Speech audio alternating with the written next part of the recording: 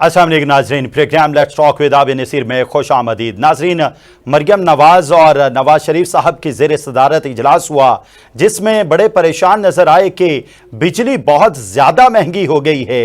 ये तो हर इंसान के लिए बहुत बड़ा कलक है, दुख है, परेशानी है। बिजली के भारी भरकम बिल देना किसी भी इंसान के बस की बात नहीं रही।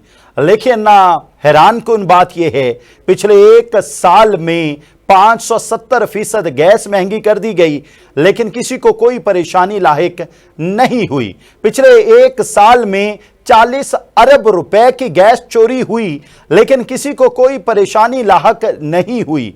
पाकिस्तान में 12 करोड़ नौजवान 15 से 40 साल के दरमियान की उम्र के हैं, लेकिन किसी को कोई परेशानी लाहक नहीं कि कहीं ये चोर, डाकू, लुटेरे ना बन जाएं। इनके लिए हमने रोजगार फराहम करना है। एक रिपोर्ट के मुताबिक यह कहा जा रहा है कि इस साल के आखिर तक बेरोजगारी 10.4% की सतह तक पहुंच जाएगी, लेकिन किसी को कोई परेशानी लाहिक नहीं हुई।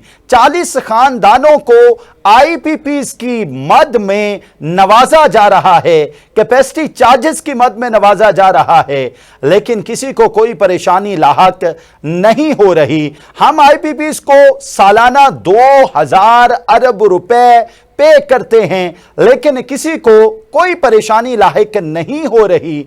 जी हां, यह भी एक हकीकत है कि 4 पावर प्लांट्स ऐसे हैं जो बिजली पैदा कर ही नहीं रहे और उनको माहाना हम 1000 करोड़ रुपए पे कर रहे हैं। और नवाज शरीफ साहब और मरियम नवाज साहिबा इजलास में परेशान हैं कि जनाब बिजली बहुत महंगी हो गई है, अब हमें इसके तदारुक के लिए कोई नया काम करना है, कोई नई हिकमत अमली तरतीब देनी है। लेकिन एक हकीकत है कि यह ख्वाहिश का इजहार किया जा रहा है, जो फैसले सुप्रीम कोर्ट की जानिब से आ रहे हैं उन पर इंप्लीमेंट ना किया जाए। मखसूस नशिस्तों का फैसला एक बिजली की तरह गिरा है और हर जगह बात हो रही है कि अब मुल्क को चलने नहीं दिया जा रहा। बिजली की परेशानी अपनी जगह, मुल्क ना चलने देने की परेशानी अपनी जगह। और फैसल वावडा साहब, वही फैसल वावडा जिनको पाकिस्तान तहरीक इंसाफ ज्वाइन करने से पहले शायद बहुत ज्यादा लोग नहीं जानते थे, वही फैसल वावडा कहते हैं पाकिस्तान तहरीक इंसाफ इंतशारी पार्टी है और उनको कोई नहीं बचा सकता। पाकिस्तान तहरीक इंसाफ खुद को बर्बाद करने से नहीं बचाई जा सकती। सारी सूरत हाल में एक चीज वाज़े सामने आती है कि किसी को कोई फिक्र नहीं है। जब किसी की कुर्सी थोड़ी सी हिलने लगती है, वो शोर डालता है, अरे मुल्क बर्बाद हो गया, अरे मुल्क तबाह हो गया, अरे मामलाते जिंदगी दिगरगू हैं, अरे इन नौजवानों का जो 89% लोग जिनकी उम्रें 40 साल से कम है पाकिस्तान में, हमें उनका दुख ले डूबा। अरे हम इन 12 करोड़ लोग जिनकी उम्रें 15 से 40 साल के दरमियान हैं, इनको नौकरियां देना चाहते हैं। अरे 76-80 रुपीस का यूनिट इस अवाम पर एक बम की तरह गिर रहा है, हमें इनका कलक खाए जा रहा है।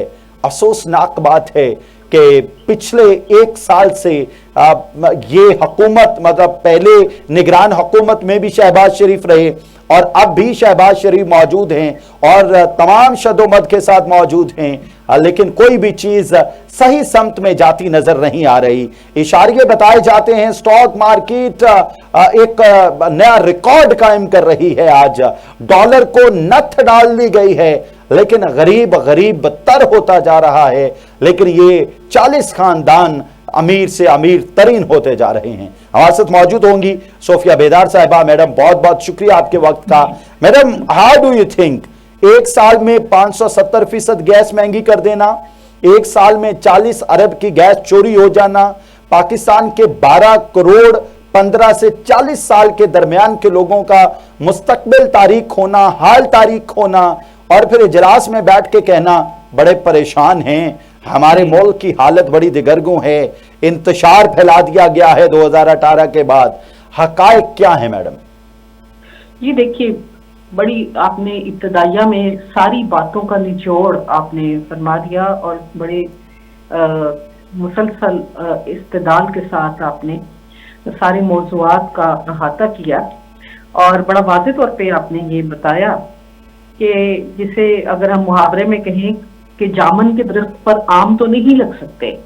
आपने आईपीपीएस के साथ जो मुआहदे कर लिए हुए हैं वो जाहिर है अवाम तो नहीं करने गए थे ना, ये सियासतदान ही करके आए थे ना जी। अब उसका जो शाखसाना है ये भी ऐसा नहीं है कि उन्हें पता नहीं था कि हम सारे भुगतेंगे इसको, उन्हें ये पता था कि उन्हें नहीं भुगतना पड़ेगा, ये इसका सारा बोझ गरीब अवाम के ऊपर आएगा। अभी तो आप देख रहे होंगे कि आईएमएफ की जो ओहदेदार हैं उनके भी बयान आ रहे हैं कि हम तो कहते हैं कि सारी महंगाई और टैक्सेस का बोझ जो है वो अमीरों पे शिफ्ट करें, लेकिन पाकिस्तान की हुकूमत उसे गरीबों पे शिफ्ट कर देती है। लेकिन मुझे ये लगता है कि अब ये जो है ना लोगों में सक्कत खत्म हो गई है, कुव्वत खरीद तो कभी की खत्म हो गई थी। पहले लोगों ने तईशात से किनारा किया, फिर अपने बच्चों को ईदों शबरातों में नए कपड़े लेके देने से भी किनारा किया, आला तालीम के हसूल के भी काबिल नहीं रहे। अब तो एक इब्तदाई तालीम जो है उसका भी उन्हें नजर आता है कि ये पढ़ लिख के ये क्या कर लेंगे, मुल्क में बेरोजगारी इतनी ज्यादा है, मईशत का जो हालात हुए हुए हैं, बहुत सारे बड़े बड़े माहिर मुआशरियात कह रहे हैं कि ये अब महीनों का मामला नहीं है, अब ये दिनों का मामला है। जिस हिसाब से सर्कुलर डेट की ये बात करते हैं और पूरी कौम भी वो कहते हैं कि टैक्स दे दे, कि पागल हो जाए तो एक किस्त भी पूरी नहीं उतरती सूद की। जी जी जी। तो ये अरबों का भी मामला नहीं, खरबों का मामला है। और ये और मैम हमारा कर्ज और हमारे जो सूद के एक साथ हैं टोटल जीडीपी का 75% हैं। इस सूरत हाल में हम कहाँ खड़े हैं? क्या 25% total income of the Pakistan से पाकिस्तान चल जाएगा? किसी को ये जो रिलीफ के दावे किए जाते हैं रिलीफ मिल जाएगा? जी, आप ये अंदाजा करें, ये तो हालात हैं मईशत के, और ये आईपीपी से छुटकारे का भी कोई नहीं। अब जो चाइना ने लगाए हैं बिजली घर, उनसे तो एटलीस्ट बात की जा सकती है। चाइना ने भी जो इन्होंने मुश्तहिर किया था उन इश्तहारात के मुताबिक आके अपने कारखाने लगाए, यहाँ तो कोई तैयार ही नहीं था। कम अज कम दोस्ताना बुनियाद पे या तरले मिन्नत की बुनियाद पे उनसे तो बात की जा सकती है कि पाकिस्तान की मईशत का बेड़ा गर्क हो गया है, लेकिन ये कर्ज लेने चल पड़ते हैं बजाय मामले को किसी साइट पे लगाने के पाकिस्तान में ये अमृतसर जहां से 15 किलोमीटर है वहां 6 रुपए का यूनिट मिल रहा है और पाकिस्तान में 60 रुपए का यूनिट पड़ रहा है। मैम तो वो 700 अरब की के जखायर लेके बैठे हुए हैं और हमारे पास टोटल 7-8 अरब के जखायर हैं। एक बहुत बड़ा, इवन के बांग्लादेश के 40 अरब के जखायर हैं और हम बांग्लादेश तो बहुत ऊपर चला गया। उनको ये कहते थे कि ये वो लोग हैं जिनकी वजह से हमें इनका मईशत में बड़ा बोझ पड़ता है और सैलाब आते हैं और सारे के सारा इनका बह जाते हैं और हमें नहीं। और सुहेल वड़ायत साहब ने कॉलम लिखा है, उन्होंने कहा कि मुझे इस वक्त जो हालात है ना वो 1971 की तरह लग रहे हैं, शायद उससे भी बुरे। उस वक्त भी ये था कि पॉपुलर तरीन पार्टी को दीवार से लगाया जा रहा था और वो पार्टी जो उतनी पॉपुलर नहीं थी, उतने वोट नहीं ले पाई थी, वो हुकूमत कर रही थी और वो मजालिम की एक मुकम्मल दास्तान बनी हुई थी। अब ये मजीद बड़ा ये है, इज इट ट्रू मैम? जी जी, इसमें कोई दो राय होनी नहीं चाहिए कि जो भी वोट लेके आता है, इसमें जो पाकिस्तान के मिसाइल आसमान को छू रहे हैं, बल्कि ये तो उसके साथ दुश्मनी होगी कि उसको दे दे हुकूमत। जो भी वोट इतने लेके आ जाता है उसको बिला ताखीर हुकूमत उसके हवाले कर देनी चाहिए। और ये किस शौक में ये सूट पहन के तो ये दूसरे मुल्कों में फिर लेंगे और अपनी जिंदगी की। एक ये भी मसला है जनाब के सारे 70 साल से ऊपर जा रहे हैं और इन्हें सबको पता है कि हमारी आखिरी ये बारी है। पाकिस्तान के साथ ये हुआ है कि बड़े लीडरों में जैसे बानी तहरीक पाकिस्तान है और जिस तरह नवाज शरीफ हैं, तो झांसा भी अवाम को दिया गया, वोट जितने भी लिए गए नवाज शरीफ के नाम पे लिए गए। पाकिस्तान को नवाज दो। अच्छा, और आपको क्या आप समझती हैं मैडम के नवाज शरीफ के नाम पर वोट पड़ा है और इतना वोट पड़ा है कि ये लूली लंगड़ी हुकूमत भी बन पाती? बात नहीं कर रही, इतने की नहीं कर रही। लेकिन पीएमएलएन का जितना भी वोट है ना, वो और किसी का नहीं है लीडर उनका, उनके पीएमएलएन के लीडरों की बात कर रही हूँ, वहां पे नवाज शरीफ का ही वोट है। ठीक है। और उन्हीं को दिखा के, झलकी उनकी दिखा के, ये ऐसा होता है कि फिल्म के बोर्ड पे तस्वीरें लगा दी जाती हैं, बड़े अदाकारों की, अंदर जाके देखते हैं तो और फिल्म निकल आती है। तो पाकिस्तान के साथ तो इस तरह के हाथ हो रहे हैं। अब जो दूसरे जो जाके जेल में बैठे हुए हैं, उन्हें भी 3.25 साल का टाइम मिला है, उन्हें अगर मजीद भी टाइम दिया जाएगा, और वो जाहिर है इतनी वोटर्स और इतनी ताकत को कितनी देर रोका जा सकता है। तो अगर उनसे उम्मीदें ये बंदे कि फाइनेंशियली कौन इसको ठीक कर सकता है, ठीक, तो वो तो उनका साथ सारे देंगे। लेकिन अगर उन्होंने भी तकरीरें करनी है और इंतकामी सियासत की बात करनी है और इनको सजाएं देने की बात करनी है, इस डुगडुगी से अवाम जो है ना, अब वो तंग आ चुके हुए हैं कि वो पीएमएलएन के वोटरों को सजा देने का और उनको सजा देने का क्या कि पीटीआई के वोटरों को खुश करते हैं, इधर ये पीएमएलएन को के वोटर्स को खुश करने के लिए ये कहें कि हम पीटीआई वालों को जो है वो पकड़ के रखेंगे। तो ये तरीका जो है ना, इससे अवाम जो है इस तमाशे से निकलने वाले हैं। उनके घर खाने को कुछ नहीं, उनके बच्चे भूखे हैं, उनके घर अदविया के लिए कुछ नहीं। आपको पता है कैंसर की दवाई कितनी महंगी हो गई है। कैंसर तो जिसको हो गया, वो कैंसर की बात कर रही हैं मैम, बुखार की दवाई, आपका बच्चा बीमार हो जाए, आप एंटीबायोटिक लेने चले जाएं, वो एंटीबायोटिक जो कभी आपको 150 रुपए की मिलती थी, वही आपको 550 की मिलती है। वो दूध का 1.5 लीटर का कोई डब्बा जो पहले मिलता था 380 रुपए का, वो 550 रुपए का मिल रहा है मैम। नहीं, ये तो 380 नहीं, ये जो ऑल पर है, ये चंद दिन पहले 280 का था। ये मैं 1.5 लीटर के डब्बे की बात कर रहा हूँ मैम। जी, मैं लीटर की बात कर रही हूँ। 280 का था और एक दिन के वक्त से 10 रुपए नहीं बढ़े, 20 रुपए नहीं बढ़े, 400 का हो गया। आई सी।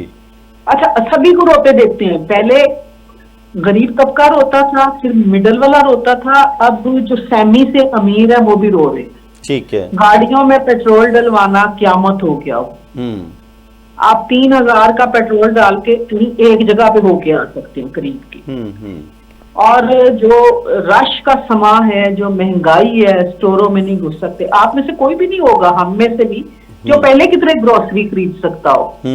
मतलब उससे हाफ भी नहीं लेते हैं तो बिल इतना बन जाता है। पहले जो ग्रोसरी आती थी 20,000 रुपए की, 25 की किचन की सिर्फ, वही 50,000 पे पहुंच गया मैडम। जी, हमारी तो एक दोस्त बता रही थी, वो 1 लाख रुपए की, उनके बच्चे ज्यादा है, वो ग्रोसरी लेके आए। अच्छा, तो ये सारा इल्जाम किसे देना है? हालात ठीक कैसे होने मैम? ये सबको पता है कि बिगड़ गया सारा कुछ। और हालात देखें, ये जो 2 या 3 आपको सियासी पार्टियां नजर आ रही है ना, जी जी, इन्होंने तो यही डुगडुगी ड्रामा जारी रखना है। ठीक है। हाँ, तो किसको लेकर आए? फिर वो जो टेक्नोक्रेट्स की हुकूमत की बात हो रही है मैडम, वो ठीक है। और जो रियासत है, रियासत को ये यकीन, उसकी सारी जिंदगी जो है ना पाकिस्तान के साथ है। उनकी तनख्वाहें, उनकी लाइफ, उनकी एग्जिस्टेंस पाकिस्तान के साथ है, इनकी नहीं है। सियासतदानों के तो बाहर बहुत बहुत बड़े घर है, ठीक, लेकिन जहां तक रियासत के ओहदेदार है ना, वो इसको बचाने की कोशिश करें, उन्हें करनी चाहिए। आप किन किन ओहदेदारों की बात कर रही हैं?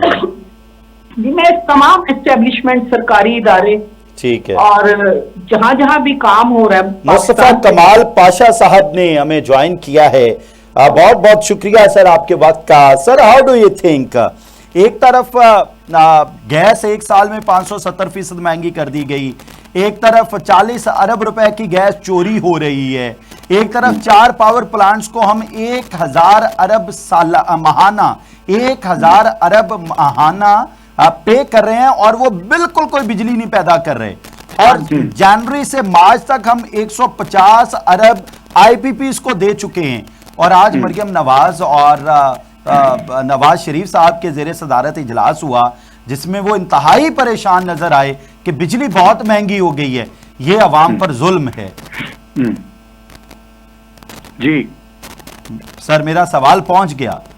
जी सर, गुजारिश ये है कि मैं तो सियासत, मईशत और मुआशरत के एक तालिब इल्म के तौर पे ये कहता हूँ कि ये बात अब मरियम नवाज, शहबाज शरीफ, नवाज शरीफ, इमरान खान और बला बला से आगे चली गई है। अब तो हमारे मुल्क की जो इकोनॉमिक वाइबिलिटी है वही मुझे नजर नहीं आ रही कि क्या मुआशी तौर पर हमारा मुल्क जो है वो कायम रहेगा कि नहीं।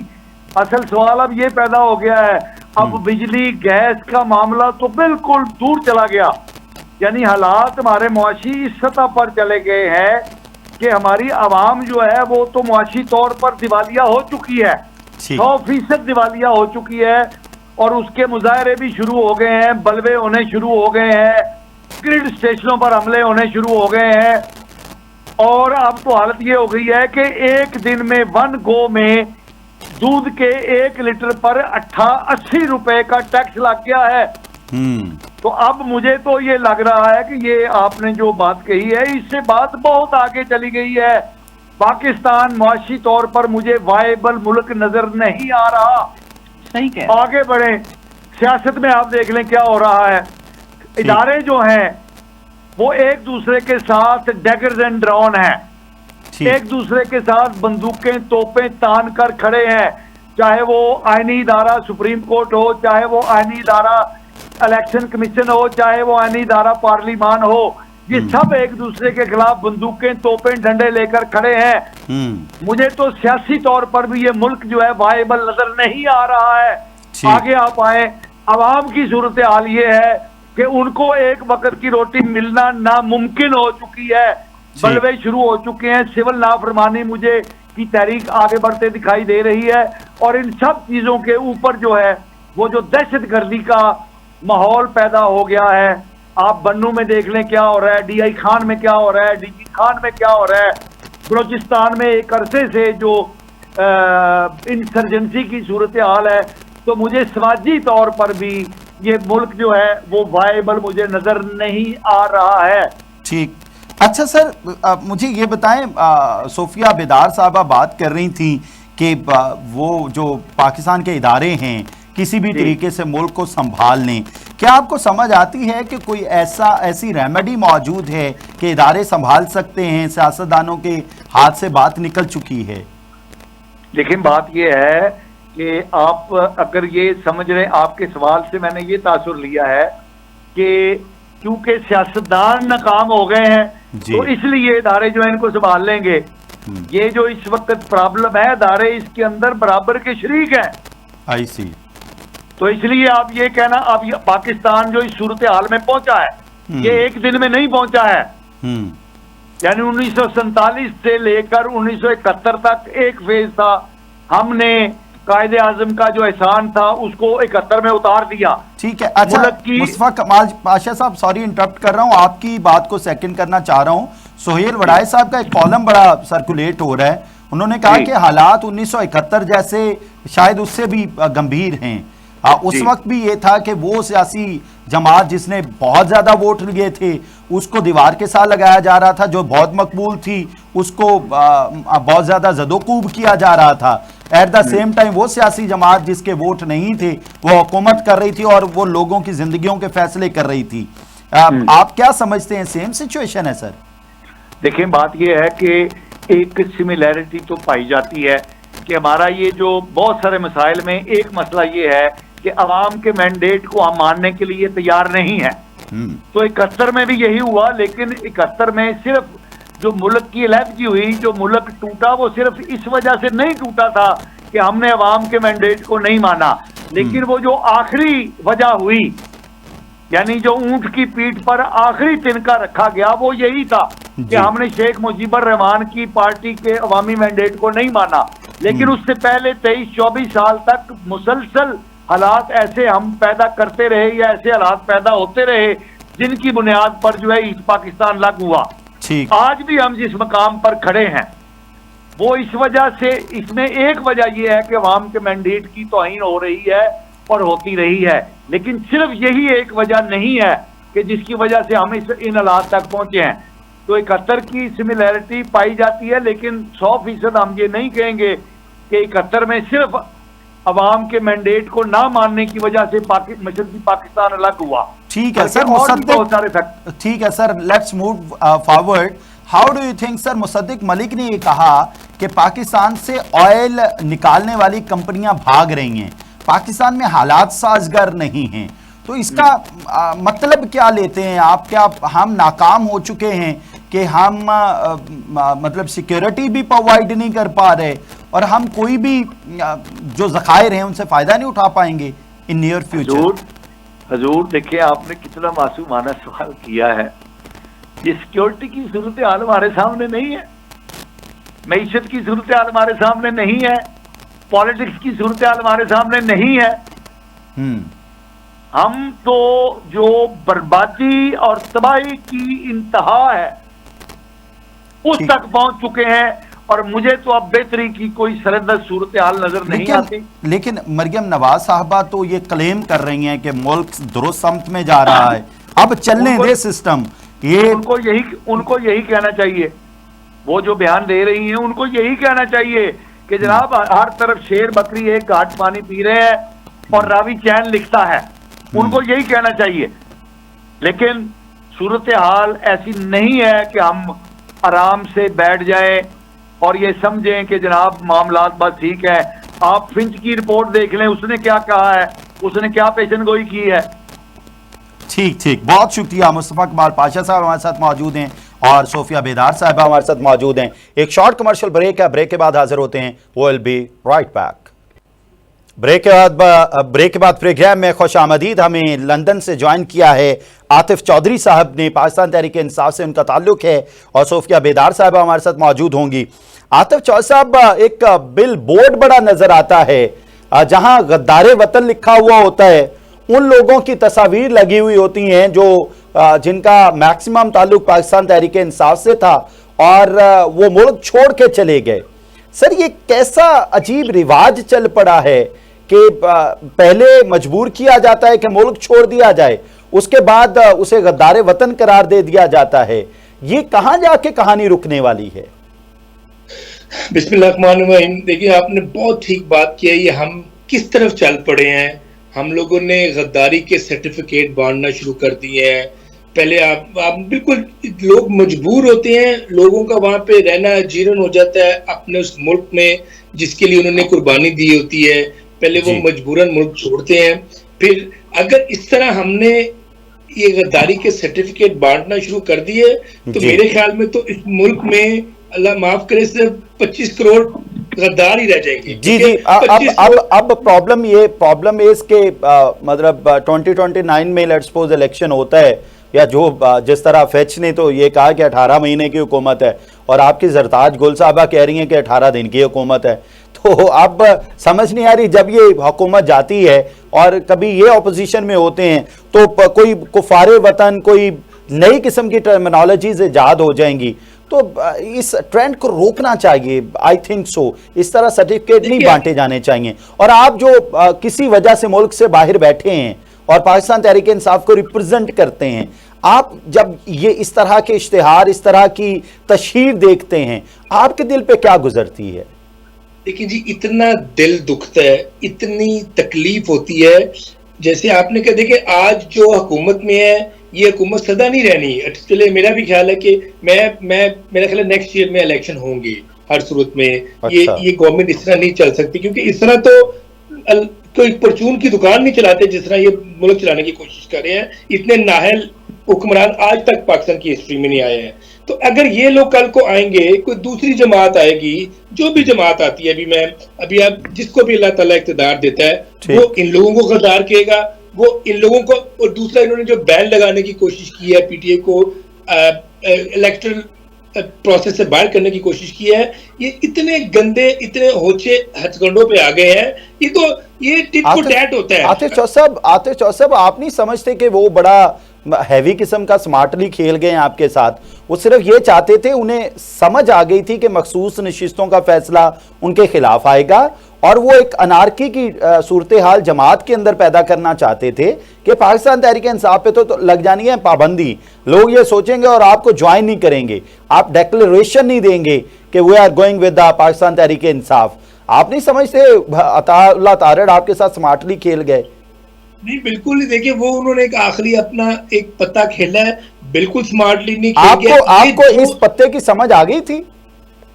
देखिए इन्होंने, देखिए सबसे पहले इस पत्ते की वजह से तो ज्यादा इस पत्ता ये इसलिए खेला गया है, जब ये अदालत में गया है, आपको पता है जो उन्होंने बल्ले का निशान वापस लिया था, सबसे पहले उन्होंने वही कह दिया कि जी ये फैसला ही गलत हुआ है। और इलेक्शन कमीशन कहता है हमने तो कभी कहा ही नहीं कि पाकिस्तान तहरीक इंसाफ एक सियासी पार्टी नहीं है। हालांकि स्टार्ट में इन्होंने कहा था कि आप सियासी पार्टी नहीं है, यहाँ पे कोई तहरीक इंसाफ नामी पार्टी नहीं है और कोई बल्ले का निशान नहीं है। सब चीजें अल्लाह ताला ने हमें वापस की हैं। तहरीक इंसाफ इलेक्शन में भी वापस आ गई है, बल्ले का निशान भी हमें मिलने जा रहा है, और ये इताअत आ रहा है। और ये जितना भी लोग, ये सिर्फ गेम चल रही है जब तक इनको सपोर्ट मिली हुई है एक मतलब 25 अक्टूबर तक, जब तक चीफ जस्टिस साहब इनको सपोर्ट कर रहे हैं वो तब तक ये चल रहा है। उसके बाद ये इनकी सिर्फ गेम तब तक चल रही है, ये सब कुछ चेंज होने जा रहा है। आपको याद है पाकिस्तान मुस्लिम लीग नून की तरफ से यह बयान भी आया था कि अपने काजी साहब को एक्सटेंशन ऑफर की, उन्होंने बबांगे दोहल मना कर दिया। ये भी एक कार्ड हो सकता है, अगर एक्सटेंशन किसी तरीके से मिल जाती है फिर आप कहां स्टैंड करेंगे? अगर आपका यही क्लेम है कि जब वो चले जाएंगे तो आपके हालात बेहतर हो जाएंगे। देखिए एक्सटेंशन वाले ही के लिए तो सब कुछ चल रहा था। ये जो मखसूस नशिस्तें हम लोगों से लेके जो पाकिस्तान की हिस्ट्री में कभी नहीं हुई, जो हमारे आइन में नहीं है, जो दूसरी पार्टी को दे दी गई थी, क्योंकि 2/3 मेजोरिटी चाहिए। जैसे ही ये जो मखसूस नशिस्तों वाला पता इनका खत्म हुआ है, वो वाली तो गेम ओवर हो गई है। अब तो कुछ भी कर ले, देखिए 2/3 तो नहीं मिल सकती, 2/3 के बगैर एक्सटेंशन नहीं होनी। अब जब एक्सटेंशन नहीं होनी तो अब आधी जमात उनकी कह रही है कि हमने तो एक्सटेंशन ऑफर ही नहीं की, आधी जमात कह रही है हमने एक्सटेंशन ऑफर की है। वो खुद भी कह रहे हैं एक्सटेंशन में से लेनी भी नहीं चाहिए। देखिए किसी भी जो इदारा होता है, हमें इदारों को मजबूत करना है। ये हम अगर एक्सटेंशन की चक्करों में चले जाएंगे ना, देखिए आगे जो नेक्स्ट आने वाले चीफ जस्टिस है उसके बाद आने वाले हैं, अगर एक एक्सटेंशन से सारी लाइन खराब हो जाती है तो सबसे पहले तो ये जाहिर है बहुत सारे लोगों का हक मारा जाता है। अच्छा मुझे ये फरमाइएगा आतिफ चौधरी साहब, फैसल वावडा साहब आपके साबिक साथी हैं, उन्होंने कहा कि पाकिस्तान तहरीक इंसाफ इंतशारी जमात है, पाकिस्तान तहरीक इंसाफ खुद को भी खुद नहीं बचा सकती। क्या समझते हैं फैसल वावडा साहब, क्यों आपके इतने एंटाई हुए हैं?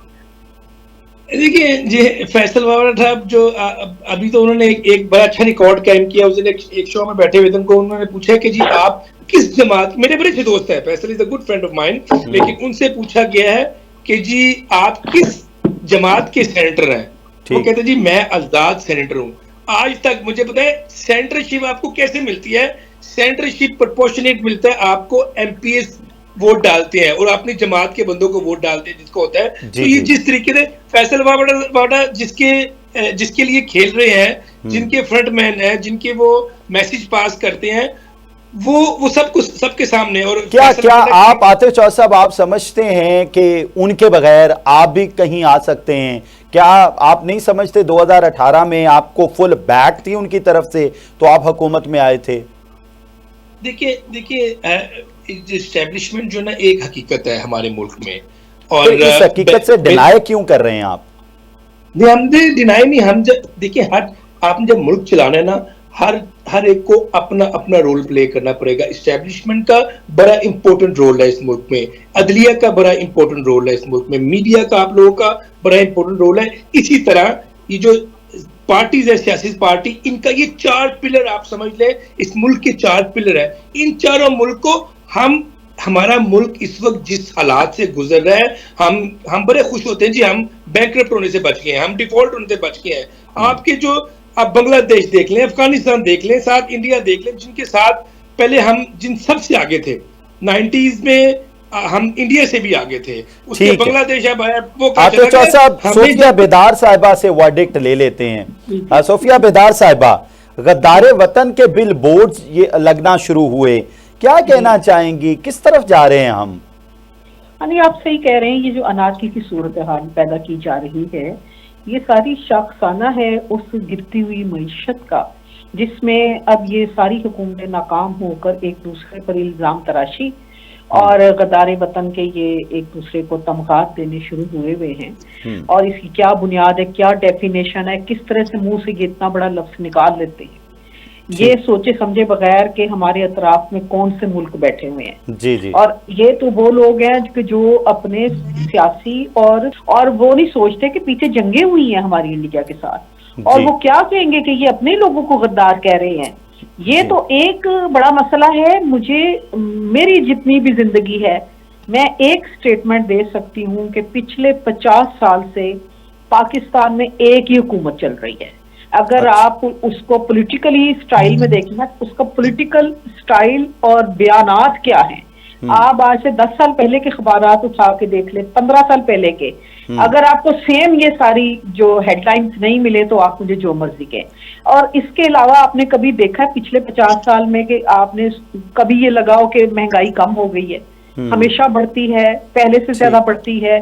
और सियासतदानों की इल्जाम देखिए मैम, अगर महंगाई हमेशा से बढ़ रही है। आखिरी में बात करना चाहती हूँ कि इसमें एक मुफाद परस्त टोला है एक्चुअली, जो ना वो पीटीआई में पीटीआई का हो जाता है, और जब वो पीपीपी होती थी तो पीपीपी का बन जाता है, और जब ये पार्टी पीएमएलएन आती तो उनमें भी सबसे आगे वही है। ठीक है। तो एक तबका है जो हमेशा मुफाद हासिल करता है, और वो ताले आजमा तबका वो फिटिंग इस तरह से कर लेता है कि अब तो बहुत सौ मुझे टॉक शोज में देख के थोड़ा ध्यान देना पड़ता है कि ये आजकल कौन सी पार्टी में ये बंदा बैठा हुआ।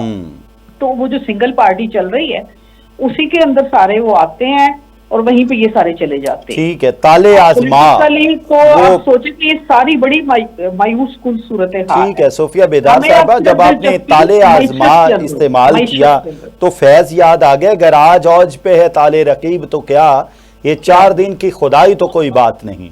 लेकिन इस लॉजिकल फैज का मतलब ये है कि ये चीजें अपने लॉजिकल एंड को जाएंगी। जब इंसानों को रहम नहीं ना आता तो फिर चीजें आज खुद लॉजिकल एंड की तरफ चल पड़ती। ठीक है मैम, लेट्स मूव फॉरवर्ड। सियासी केस रिटायर्ड जजेस के पास लगाना मुनासिब है या नहीं? क्यों रिटायर्ड जजेस की हमें जरूरत पड़ रही है, और पाकिस्तान मुस्लिम लीग नून इस हक में क्यों है, और पाकिस्तान तहरीक इंसाफ इस पे क्यों एहतजाज कर रही है? इसलिए कि एडहॉक जजेस को जिन पे लगाएंगे वो एहसान के जुमरे में आ जाएगा, और जिन पे एहसान करेंगे उनसे मनपसंद फैसले लिए जा सकते हैं। इस खदशे के पेश नजर ये नहीं चाहते कि जो पहले ही केडर में बैठे हुए हैं जजेस, उन्हीं से बेशुमार शिकवे हैं, तो चे जाए कि अगर वो मेरा ख्याल है तौहीन अदालत की शिक हट जाए तो पता नहीं इधर कितना बड़ा तूफान मच जाए, जितने शिकवे हैं। तो ऐसे में जिनको लगाया जाएगा खुद जज कि आए भी हमारी मुंसफी करें, तो वही मुंसिफ और वही गवाह और वही वाला कटहरे वाला हाल होना है। तो वो उस पे पार्टी, वो फैज ने इस मौका पर भी कहा था कि बने हैं अहले हवस मदई भी मुंसफ भी, किससे मुंसफी चाहें, किसे वकील करें, किससे मुंसफी चाहें। तो ठीक है। आते चौध साहब, आप क्या कहना चाहेंगे? क्या इस वक्त मरियम नवाज और सनम नवाज का जो फायरिंग हो रही है, बेसिकली सनम जावेद और मरियम नवाज साहबा, अच्छा मुझे ये फरमाएं कि मरियम नवाज ने तो बगैर नाम लिए कह दिया कि मुझे दुख होता है जब कोई खातून, बेगुनाह खातून जेल में जाती है, लेकिन जो मुल्क की तनसीबात पर हमला करें उनसे कोई रियायत नहीं होनी चाहिए, उनको जमानत भी नहीं मिलनी चाहिए थी। लेकिन सनम जावेद ने जो जुबान इस्तेमाल की है, क्या आप समझते हैं वो पार्लिमानी जुबान है, वो इखलाकी जुबान है? उस तरह की जुबान एक ऐसी खातून जो 14 महीने का जुल्म व तशद्दुद बर्दाश्त करके आई है, पाकिस्तान तहरीक इंसाफ उसे असम्बली में भी जगह देने के लिए तैयार हो गई, क्या ये मुनासिब है इस तरह की जुबान इस्तेमाल करना पाकिस्तान तहरीक इंसाफ, और वो भी खवातीन विंग की जानिब से? देखिए, आपने जैसे कहा 14 महीने वो जिस तरीके से उनको सनम को उन्होंने रखा हुआ था, आपको पता है बीच में एक टाइम आया था सुबह सुबह निकाल के तो गाड़ी में वो जो प्रिजनर वैन होती है उसमें धूप में बिठा दिया जाता था, और ये मतलब इनडायरेक्टली ये जो बातें होती थी कि स्पेशल ऑर्डर मरियम नवाज की तरफ से आए थे कि इसको आपने बहुत ज्यादा टाइट करना है। और जो जिस किस्म के केस बनाए थे कि वैसे तो सनम जावेद का ना एक बहुत बड़ा एक कारनामा भी है, जो एक वर्ल्ड रिकॉर्ड उसने बनाया हुआ है कि वो 5 मिनट में लाहौर से मियाँ वाली पहुंची थी। उसने लाहौर की जो उस पर इल्जाम था, उसने ये तनसीबात जला के उसके बाद उसने एक थाना जलाया लाहौर का, और वहां से मतलब 4:50 में उन्हें लाहौर में थाना जलाया और 4:55 पे जाके मियाँ वाली का थाना जला दिया। तो इस तरह के इल्जामात लगा के, और जो अंदर की, मेरा ख्याल है आपको इतना ज्यादा किसी को आप तंग करें तो वैसे मैं पर्सनली तो मेरे ख्याल में ऐसे अल्फाज यूज नहीं, खैर अच्छा ये सब गलत है आतिफ चौधरी साहब, ये सब गलत है, मैं आपके साथ खड़ा हूं, लेकिन सनम जावेद की जो जुबान है वो मैं आपके सामने रख देता हूं, फिर आप अगर अभी भी साथ खड़े हैं, मैं ये समझता हूं सियासत से ये सब खत्म होना चाहिए। बहुत आगे चले गए, पोलराइजेशन के इंतहाओं को पहुंच गए हम। हमें पता है कि हम अदालतों में अपने केसेस लड़कर निकले हैं और आप पता नहीं क्या जोड़कर, तोड़कर, खोलकर, झुकाकर और क्या माफिया मांगकर निकली हैं। Is it right way to communicate? नहीं, देखिए मैं आपके इसमें देखिए हमें थोड़ा सा बिल्कुल एहतियात करना चाहिए। हम जो पोलराइजेशन हो गई है हमारे मुआशरे में, मैं पर्सनली, ये मेरी जाती राय है कि हमें तहजीब का दामन नहीं छोड़ना चाहिए। हमें बिल्कुल तनकीद, आप जितने हद तक तनकीद, वो हमारा किसी का भी हक है, दूसरों को भी हमें थोड़ा सा एहतियात करना चाहिए, पार्लियामेंट्री जुबान यूज करनी चाहिए। तो मैं पर्सनली तौर पे तो इस तरह की जुबान यूज करने के हक में नहीं हूं। सोफिया बेदार साहिबा से भी उनका वर्डिक्ट ले लेते हैं। सोफिया बेदार साहिबा, आपने सुना किस मैं इस पे बल्कि खुद बात करना चाह रही थी। जी प्लीज। अच्छा हुआ आपने मौका दिया कि देखें, जो पिछले भी उनके सारी क्लिप्स हैं उसमें वो अपनी सियासी पॉलिसी की बात नहीं कर रही, उसमें भी वो कहीं पे पीटीआई जो है वो मुल्क में आके आइंदा क्या करेगी उस हवाले से कोई ठोस बात, कोई अखलाकी बात नहीं कर रही। वो तो कोई भी नहीं करता, पाकिस्तान में कौन करता है? नकलें उतारना और मजाक उड़ाना और बदतमीजी करना जो है, अगर इसकी बुनियाद पे पीटीआई जो है वो अपने कारकुनों को उनको सीटें देती है, और अगर ऐसा हो भी गया है और वो जिस तकलीफ से गुजरी है वो भी बुरी बात है, उसके भी हम हमायत नहीं कर सकते। लेकिन जो उनकी जुबान है वो पाकिस्तान की किसी औरत की जुबान जो है यहाँ पे ऐसी बर्दाश्त नहीं की जा सकती जितने वो पर्सनल अटैक करती रही हैं। और अब भी उन्होंने जो अटैक किया है आके मरियम नवाज के ऊपर, वो नहायत शर्मनाक है। ये ठीक है कि अगर पीटीआई उनको सीट देना चाहती है सिर्फ बदतमीजी की बुनियाद पर कि वो बदतमीजी में जीत के आई हैं, इस बुनियाद पर, तो अभी भी उनके पास मौका है। सॉरी, मैं आपकी बात कर रही हूं, इस बुनियाद पे बिल्कुल नहीं सीट दे रहे। मैं अपनी तरफ कंप्लीट कर लूं, सनम के पास अभी भी मौका है कि वो पार्लियामेंटेरियन बन जाए। अगर वो पार्लियामेंट में आके वो इस तरह की नकलें उतार के और इस तरह के अल्फाज वो ना अदा करें, अपने आप को ट्रू पॉलिटिशियन साबित कर लें, तो फिर भी उनका ये माजी जो है ना ये किसी हद तक फेड आउट हो सकता है। जी आतिफ चौधरी साहब, आप क्या बदतमीजी की बुनियाद पर सीट्स देते हैं? नहीं, बिल्कुल ऐसा नहीं है। बिल्कुल, ये जो देखें, किसी के ऊपर जब कोई गुजरी होती है ना, वो खुद जानता है 14 महीने, अगर ये उसकी एक आप रिएक्शन कह सकते हैं, लेकिन वो सनम ने जो बयान दिया है, पहले मैंने कहा कि अल्फाज अच्छे यूज करने चाहिए, लेकिन ये बिल्कुल क्राइटेरिया नहीं है। हमारी जो है, हम इसके पूरा जो अभी हमारी कमेटी बनी हुई है 3 लोगों की, वो नाम इकट्ठे कर रहे हैं। इसमें देखिए, हमारी तो वाइज जमात है जिसमें माँ, बहन या बेटी या रिश्तेदार, बीवी, आप बाकी जितनी भी जमातों की वो आप मेजोरिटी निकाल के देख लें, यहाँ वो किसी की बहन है। मतलब ये मैं ये बुरे अल्फाज में नहीं कह रहा, मैं कह रहा हूँ जो उन्होंने एक अपनी खानदानी जमात बनाई हुई है कि या किसी की बीवी को वो लेके आते हैं, किसी की बहन को लेके आते हैं, किसी की, मतलब जो रिश्तेदारी में। हमारी तो वो जमात है जिसमें हम देख रहे हैं कौन अच्छा वर्कर है, जिसने काम किया हुआ है, जिसने कुर्बानियां दी हुई हैं। देखिए, 14 महीने आपको नाहक एक जेल में रखा गया है, ये एक सनम की कुर्बानी है। जिस तरीके से रखा गया है, ये मैं एक तरीका बता रहा हूँ, वो हमारे पार्टी के साथ चल रही है। उसको उन्होंने शुरू में कहा था, वो भी बयान अल्फी दे के पहले दिन बाहर निकल सकती थी, वो उसको कहा गया था मरियम से माफी मांग ले एक दफा, उसने नहीं माफी मांगी, वो खड़ी रही है। ये एक बहुत इतनी गर्मी में और जेल में, वो कहते हैं जेल एक दिन की बड़ी, मैं एक दफा पकड़ा गया था, एक दिन के लिए मैं जेल गया था, लग पता जाता आपको जब जेल जाके। तो ये एक तो हमारा क्राइटेरिया बिल्कुल ये नहीं है। बहुत बहुत शुक्रिया आतिफ चौधरी साहब, पाकिस्तान तहरीक इंसाफ से ताल्लुक है, लंदन से हमें ज्वाइन किया था। सोफिया बेदार साहिबा ने हमें टेलीफोन लाइन पे ज्वाइन किया। मुस्तफ़ा कमाल पाशा साहब ने हमें टेलीफोन लाइन पे ज्वाइन किया। इस वक्त की अहम ज़रूरत है कि हम सब लोग अपना अपना किरदार अदा करें और इस बात को समझ लें, इदारे इस बात को समझ लें कि बिजली की चोरी भी रोकनी पड़ेगी और गैस की चोरी भी रोकनी पड़ेगी, आईपीपी से दोबारा सेटलमेंट करनी पड़ेगी और जितने नए चीनी इदारे बिजली बना रहे हैं उनसे वो मुआहदे करने चाहिए जो इस मुल्क के लिए कारगर साबित हों। अगर सब लोग अपना अपना मंजन बेचते रहेंगे, सब लोग उसी वक्त मैदान में आएंगे जब उनकी कुर्सी को खतरा होगा, तो फिर हम जिस तरह पिछले 71 सालों से ये लगे हुए हैं और सब लोग दौड़ रहे हैं लेकिन कोई भी मंजिल पर नहीं पहुंच रहा, तो सब दौड़ते जाएंगे। मेरी दुआ है अल्लाह ताला पाकिस्तान और पाकिस्तान में बसने वालों की खैर करे। इजाजत दीजिए, अल्लाह हाफिज।